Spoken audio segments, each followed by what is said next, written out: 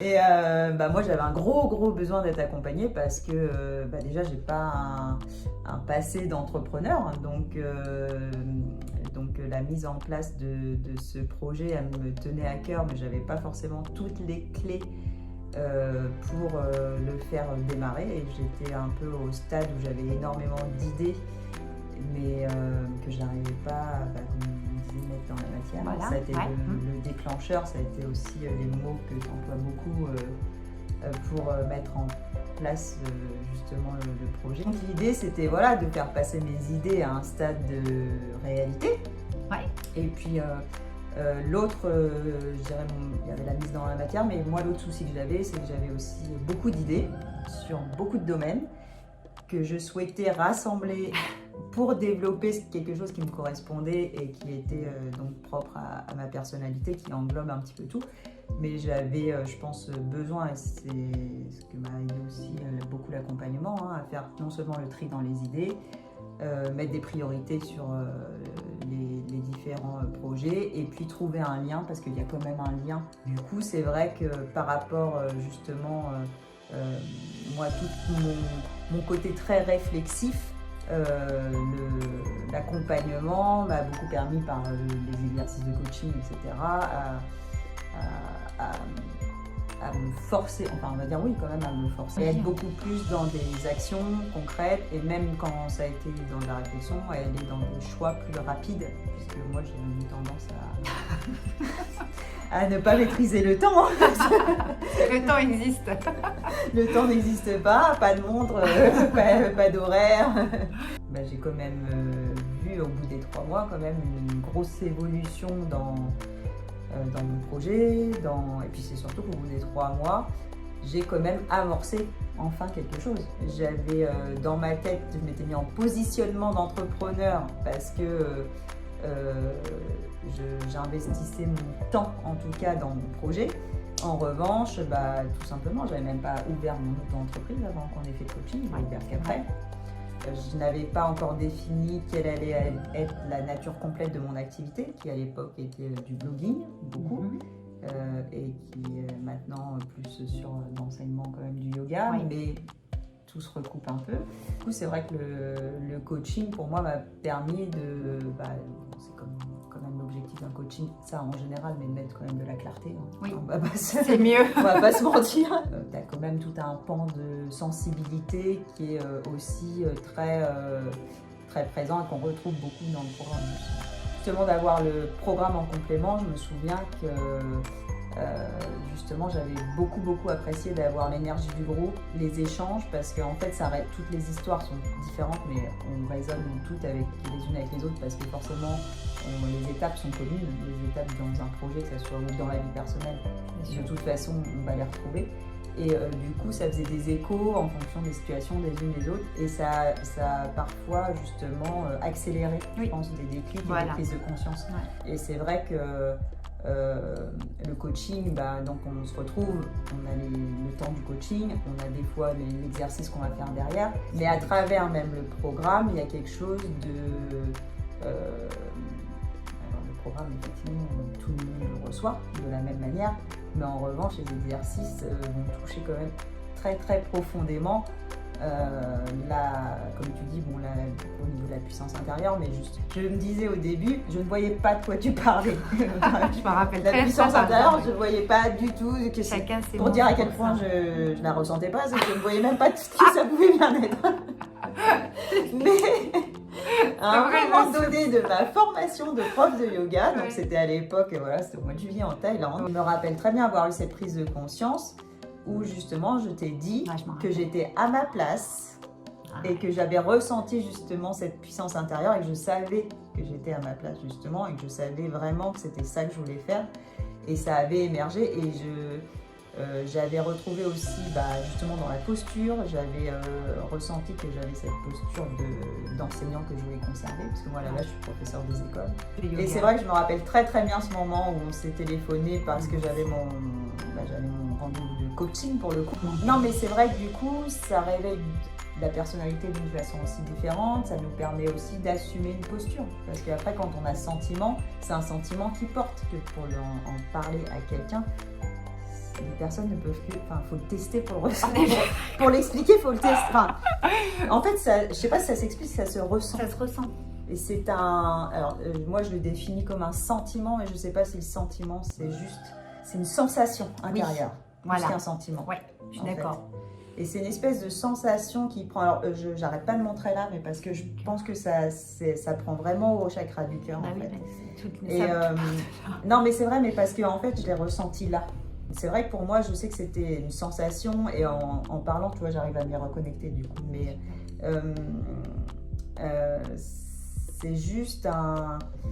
Quand on n'a pas conscience de quelque chose, en fait, je sais pas comment expliquer, c'est comme à la fin du programme, je vais pas dévoiler le programme, mais l'idée c'est d'aller chercher quand même un secret intérieur. Oui, on découvre son secret quand même. Peut-être n'est pas une évidence sur le chemin, mais qui, quand il sort, et puis il comme une évidence, ah bah oui c'était ça, mais qu'il faut aller chercher quand même. Et Valérie, elle est un petit peu le chercheur du secret avec nous, le guide du secret, parce que faire émerger son secret tout seul comme ça, c'est pas si facile. On fait le chemin, mais parce que derrière il y a toute cette philosophie, évidemment tout est en toi. En revanche, on a beau tout avoir en nous, c'est souvent bien caché, et si on avait besoin que de nos yeux pour le voir, on n'aurait pas besoin d'accompagnement. D'accord, c'est enfoui. Et même justement si on a tout un tas de connaissances, parce qu'on le dit souvent dans le programme, il y a beaucoup de gens qui s'inscrivent au programme, qui sont des gens qui ont déjà beaucoup de connaissances en développement personnel, beaucoup de thérapeutes, des coachs, enfin... donc c'est pas réservé qu'à une tranche de population, on va dire, qui cherche à ouvrir ces portes-là. Il y a beaucoup de gens qui étaient dans le programme, enfin dans le groupe, moi avec lequel j'ai démarré le programme, et puis là il y en a de nouveau. Mais ce que je veux dire, c'est que déjà dans ce groupe de base, il y avait énormément de gens qui avaient beaucoup de connaissances profondes, voire professionnelles sur ce domaine-là, et que même moi j'avais une connaissance en développement personnel. Je veux dire, ça fait 10 ans que je lis plein de bouquins et que j'en fais dans tous les sens, donc de la connaissance j'en avais emmagasiné. En revanche, venir aller toucher son essence, parce que pour moi c'est une histoire d'essence en fait, c'est quelque chose de différent que d'aller s'informer dans les livres. De l'information, on peut en avoir beaucoup. Et je trouve que là, le programme, c'est pas de l'information, c'est du ressenti, c'est du vécu, et c'est de l'intégration. Et en fait, je pense que l'intégration, elle se fait par le dialogue aussi parce que justement, on a les échanges avec les autres. Enfin, moi j'avais trouvé ça vraiment puissant. Pour le coup, on parle de puissance tout le long du programme, ça fait un peu redondant, mais j'avais trouvé ça quand même puissant, parce que je me souviens justement, des fois on avait la séance de coaching, et quand dans la même semaine, parce que c'était toutes les semaines, donc il y avait le programme derrière, et je me souviens très bien des fois même d'avoir des prises de conscience de choses que tu m'as dit en coaching. Donc j'avais allé, mais des fois ça me... Non, mais il faut du temps. Des fois j'avais allé, mais je me disais, je vois pas trop encore de quoi ça parle. J'avais bien compris, mais... faut l'intégrer. Mais je le vivais pas. On peut nous dire des trucs, des fois on ne vit pas tout de suite, c'est pas la baguette magique, encore une fois. En revanche, derrière, j'avais l'accès donc à la vidéo du programme, et au contenu du programme, avec aussi l'exercice à l'écrit souvent. Et c'est vrai qu'à ce moment-là, je me disais, tu vois, ou même des fois des exercices qu'on avait fait des fois 2-3 semaines avant, et tout d'un coup, je voyais que ça s'ouvrait, et je voyais aussi que moi, j'avais justement... tu parlais de posture, cette posture, elle s'est construite, je l'ai vue se construire. Non seulement je l'ai vue se construire, la posture, mais je pense que je me suis vue accepter ma nouvelle posture. Ce changement d'étape, cette position derrière, que ça reste là du professeur de yoga, mais c'est aussi, moi j'avais envie de faire quelque chose beaucoup avec de l'accompagnement, avec le voyage, etc. Et il fallait aussi que j'accepte de reconnaître en moi les compétences que j'avais déjà. Tout était déjà là, certes, mais en revanche, il a fallu que quelqu'un me montre que c'était là, quoi. Donc c'est quand même essentiel de pouvoir savoir que j'étais en sécurité. Moi, il y avait 2 choses quand même qui sont ressorties, qui étaient la première création, donc c'était autour du voyage et du bien-être. Voilà, j'ai un blog de voyage parce que j'ai voyagé quand même ces 10 dernières années. J'étais expatriée pendant 3 ans aux États-Unis et après je suis partie en tour du monde pendant 7 ans avec des allers-retours en France, globalement les 7 années qui ont suivi. J'avais toujours envie de garder une activité qui était nomade, ça c'était important pour moi. Et puis tout ce parcours ces 10 dernières années, ça a été aussi une quête de soi. Moi j'étais chercher, c'était même l'objectif de mon voyage. Mon tout premier blog s'appelait Lost and Found, donc maintenant c'est Le Monde dans ma valise. Voilà. Mais ça voulait dire ce que ça voulait dire, donc perdu et retrouvé. Le premier projet, c'était autour de créer des voyages en liberté, où il y avait à la fois de la découverte d'un pays, d'une culture, et chacun allant vers ses propres aspirations au cœur des voyages, et avec derrière un contenu, ce qui fait aujourd'hui l'objet de ma profession quand même, le yoga, avec du yoga, et puis peut-être un petit peu aussi une recherche, une recherche de bien-être, une recherche d'apaisement, de retour à soi, beaucoup de retour à soi, et puis l'idée derrière, je dirais qu'aujourd'hui, dans tout ce que je fais, si je devais mettre un titre sur ma vitrine, quel que soit le domaine, je pense que ça serait partez à votre rencontre. Super. Ça serait ça. Donc dans ce domaine-là, et puis après l'autre projet qui m'a toujours tenu à cœur, c'était d'avoir un impact dans le monde de l'éducation auprès des enfants et des enseignants.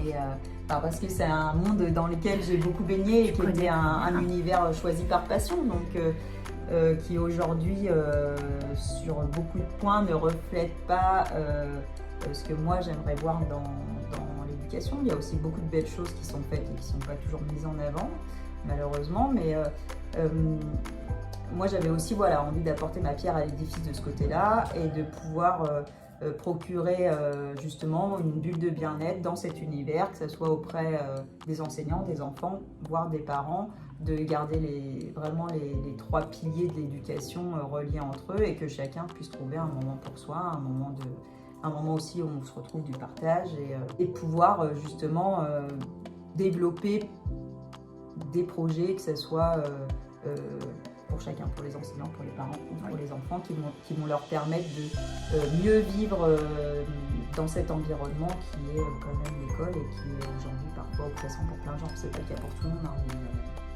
mais que ce soit pour les enfants, pour les autres, et chacun puisse justement trouver sa place, prendre sa place, et c'est un peu la démarche, mais retrouver sa posture, et que l'enseignant ait sa posture d'enseignant, que le parent ait sa posture de parent, et que l'enfant ait la posture d'élève, parce qu'aujourd'hui on a beaucoup des enfants qui ne sont pas forcément des élèves à l'école, donc c'était ça. Donc autour toujours du yoga, de la méditation, de la connaissance aussi du corps. Oui. Et puis prendre en compte la gestion des émotions, c'est beaucoup de problématiques. D'adapter à chacun, ça a toujours été mon leitmotiv. Pour moi, on a un tronc commun, mais chacun est unique et différent. Et il faut pouvoir donner à chaque enfant les moyens de se réaliser dans un tronc commun. Donc, et le programme, il réveille des choses sur le plan entrepreneurial parce que ça aide à toucher sa puissance intérieure, donc ça aide à entreprendre, puisque ça permet, comme tu disais tout à l'heure, de s'aligner, de se positionner. Mais dans sa vie personnelle, je pense que l'alignement, le positionnement, c'est très très important aussi, et je pense que même de savoir le faire dans sa vie personnelle permet de nous aider à le mettre en place dans sa vie professionnelle, qu'elle soit entrepreneuriale. On se rend compte que la posture qu'on a, même si elle est différente dans le personnel et dans le professionnel, ça se recoupe quand même, et que plus on est aligné avec les deux, et plus on est authentique, et plus on assume qui on est partout. Voilà, c'est ce que je disais à Valérie. Pour moi, c'est un programme qui résonne beaucoup avec le yoga. Le yoga, ça veut dire union, et donc on est un dans un tout, et on est le tout dans un. Et je pense que à la fois le programme et moi mon coaching, ça rejoint un petit peu cette problématique de l'alignement, de l'équilibre et de l'ancrage. Après, c'est vrai que les choses se font pas à pas, et qu'on est dans une autre étape, et qu'il faut accepter aussi les étapes et le temps qui va avec ces étapes. De pouvoir à nouveau non seulement aimer ce que je fais, de pouvoir vibrer quand je le fais, mais moi en fait ce qui me fait vibrer, c'est tout bête, c'est pour ça que je prends même autant de plaisir à être simplement en cours de yoga, Mon plaisir, c'est... Alors j'adore faire le cours et j'adore à la fin du cours quand les gens me disent maintenant je ne peux plus m'en passer. Ça me fait tellement bien que je ne peux plus m'en passer. Et faire du bien à quelqu'un, ça fait beaucoup de bien à soi-même. Après, en plus, accessoirement, je me fais du bien à moi aussi. Donc pour moi, c'est tout bénéf. Hein, l'intérieur, l'extérieur est relié tout le temps. Ouais. Donc oui, j'aime beaucoup. J'aime beaucoup.